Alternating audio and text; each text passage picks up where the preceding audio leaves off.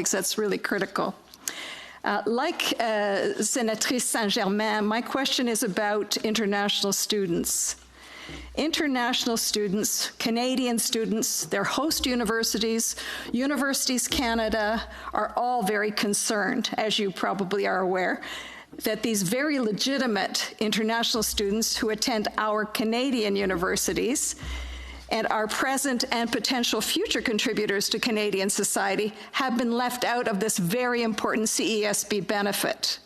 David Dodge, president of Cape Breton University, has said that in 2020, it's estimated that international students in Canada will stimulate $22 billion in economic activity.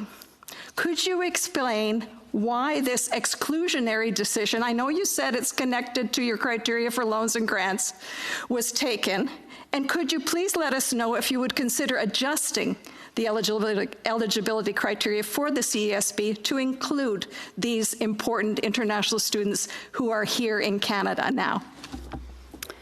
Thank you, Senator. Let me begin by saying that we do value the contribution of our international students, and we know that that contribution, as I said, goes well beyond the walls of the post-secondary institutions that they attend.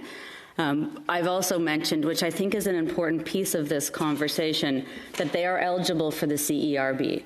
So the students who were working and whose jobs and income are impacted by COVID are indeed eligible for the CERB. The students who, international students whose job prospects for the summer are not, and that's a much smaller catchment. As I said, we mirrored this benefit on our broader student financial aid policy within the Government of Canada. And I also think, and I apologize, I wish I had more time to go into, there are significant structural and policy differences between these two benefits, whether it be who is eligible under what circumstances or who we're trying to target with these benefits. And for the CERB, it was very much workers who were resident in Canada and whose employment prospects have changed. That includes international students. And there was a triggering event. They lost a job, their job hours were reduced. For the CESB, it's more anticipatory. We anticipate less job prospects or less employment opportunities. And it's almost a broader eligibility criteria, but a narrower group of people who could apply. And there's, I'm happy to have a longer conversation, Senator. I'm just wary of the time, but I can assure you that the decision was very much connected to our other student financial aid policy, wherein international students are not eligible for other financial aid given by the Government of Canada. Well, you still have a minute. Okay.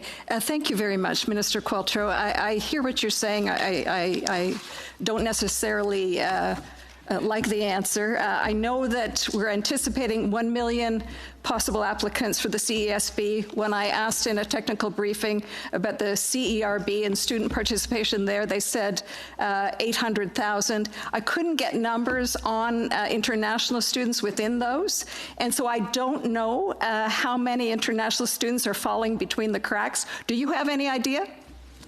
I can tell you I don't have, what I do know is that about 43% of students in Canada were working. I can't tell you the breakdown among that student population, if that's international or Canadian citizens or permanent residents. Statistics Canada doesn't gather or desegregate that data that way. Graham, do you have any more data pieces?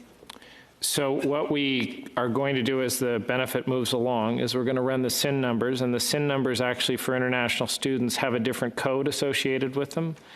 So we will be able, working with the Revenue Agency, to unbundle those things and get you the statistics. But that data analysis is not yet complete. Mr. Flagg. Senator